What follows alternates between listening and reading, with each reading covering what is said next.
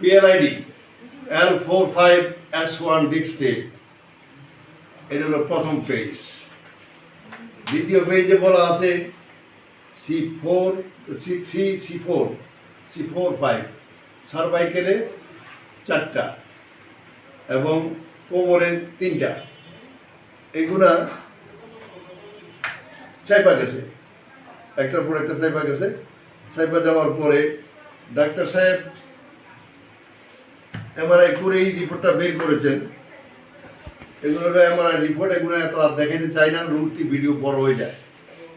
তারপরে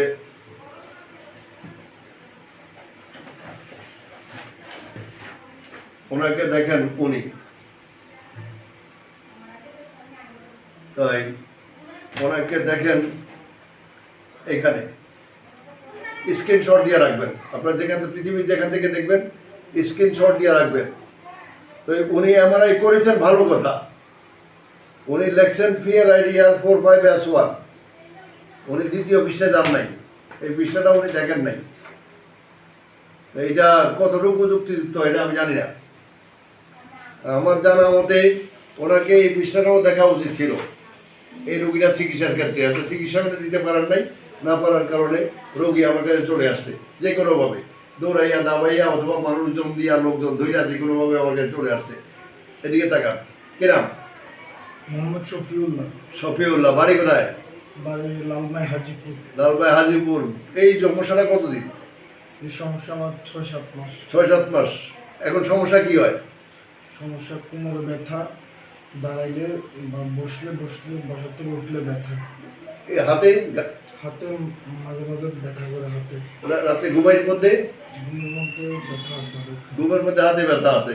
তো এই ঘুমের মধ্যে হাতে ব্যথা আছে যেহেতু, সেহেতু এইটা এই রিপোর্টটাকে ফেলে দেওয়ার মতো কোনো রিপোর্ট না। রিপোর্টটা এটা এমআরআই রিপোর্ট। তো এই রিপোর্টে বলা আছে যেহেতু, এটা যদি উনি একটু ভালো করে বর্ণনা করতেন, লিখতেন, তাহলে আমরা খুশি হতাম। তাই যাই হোক, যে কোনো অবস্থায় রুগী আমাদের কাছে আসে, আমরা যেটা করি, রুগী আমাদের কাছে আসার পর আমরা মূলত PLIDর কারণ খুঁজি। কেন PLID হলো, এখানে শোনো।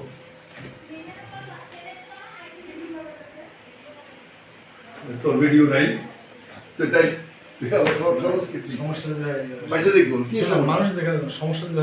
সমস্যা হবে কি লিখা না পাতল একটা একটা। এটা উঠাইলে এটা আর উঠে না, আটকাই গেছে।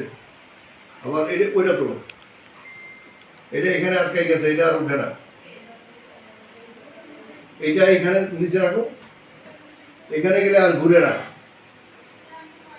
এই যে ঘুরে না, দীর্ঘদিন PLID চললে 6 থেকে 8 মাস বা 10 মাস, 1 বছর PLID যখন চলে, তখন এইখানে এই নাম্বার 3 এবং 4 এই 3টা যখন কাজ করে না, তখন হিপ জয়েন্টে রক্ত বন্ধ হয়ে যায়, রক্ত চলাচল বন্ধ হয়ে যায়। বন্ধ হয়ে যাওয়ার পরে হিপ জয়েন্ট জাম হয়ে যায়, এখানে জাম হয়ে যায়। কারণ এখানে এই 2টা জিনিসকেই কন্ট্রোল করে, এই 2টায় দুই পাশে। এটা বন্ধ হয়ে গেছে, এখানে রক্ত চলাচল নাই। এখন তার কোমরে যদি 5টা অপারেশন করে দেন, রুগীটা ভালো করতে পারবেন না। তার ঘাড়ে 3টা অপারেশন করে দিলে রুগীটা ভালো করতে পারবেন না। তাই এটা করা সম্ভব না। তা আমরা বলবো PLIDর জন্য কোনো অপারেশন লাগে না, কোথাও না। তাই তার চিকিৎসা আমরা শুরু করবো একটু পরে। আমরা আজকেই ওনার প্রথম সেশন চিকিৎসা দিই।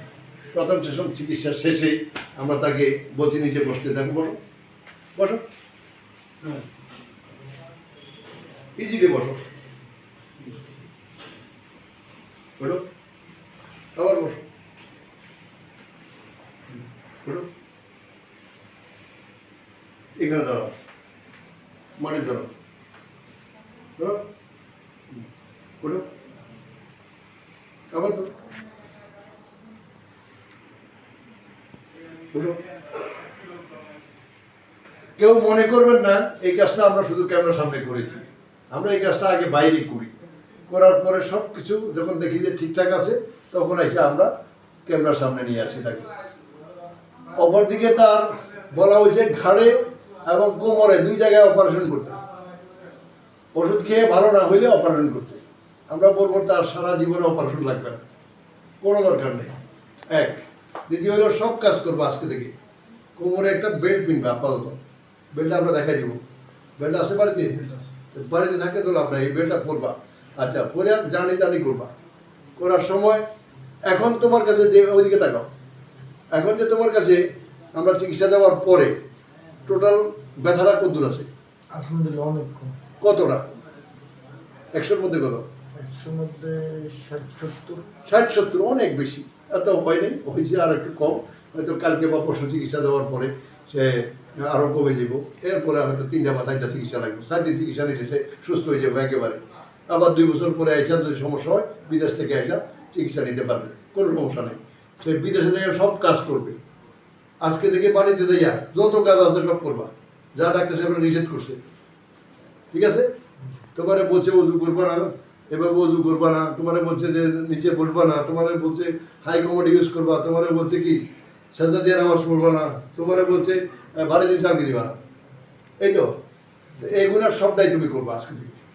খুশি তো? খুশি। খোদা হাফেজ।